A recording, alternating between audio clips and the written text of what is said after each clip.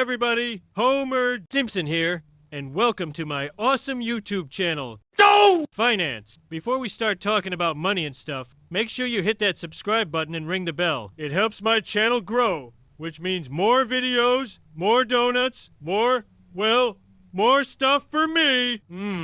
Donut. You know what's better than a donut? A donut you didn't have to work for. That's right! Today we're going to talk about something called passive income. What's that, you ask? Passive income is like this. Imagine you have a donut tree. You plant it, you water it, maybe you sing to it a little. At first, it's a lot of work, but then, one day, BAM! Donuts just start falling off the branches. You're just sitting there on the couch, watching TV, and fresh, delicious donuts are landing right in your mouth. You don't have to go to the quick E-Mart every day. That's passive income, my friend. Money that comes in even when you're sleeping or drinking beer at Moe's.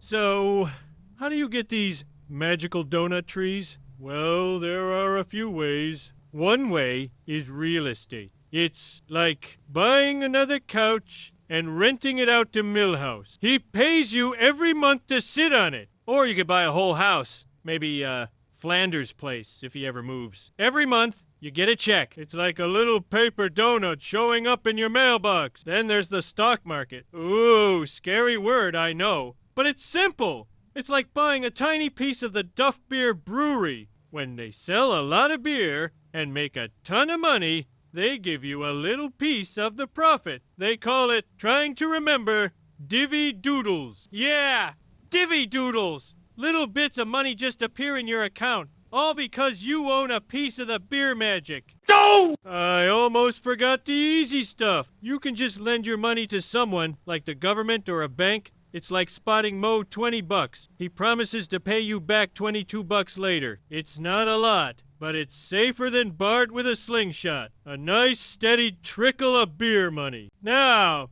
can you live just off these falling donuts? Can you tell Mr. Burns to eat my shorts and spend all day on the couch? Well, yeah, but you're gonna need a whole orchard of donut trees. It takes time. You're gonna plant those seeds and be patient. It's not magic. You have to put in the work up front to build your donut empire. And speaking of the future, some smart guys are even looking at digital donuts. Yeah, I'm talking about that Bitcoin thingy Lisa keeps mentioning. It's like an invisible donut that can be worth a lot of money one day, and not so much the next. It's a bit of a roller coaster, like that time I ate all that Guatemalan insanity pepper chili. 1 minute you're seeing space coyotes, the next you're just begging for a glass of milk. No! It can be confusing. Sometimes the price of these digital donuts goes down, and people get scared. But the smarty pants people say that's when you should think about buying, when it's on sale. Like day-old donuts at the quick E-Mart. Still good, but cheaper. So, is all this passive income stuff worth it? You bet your sweet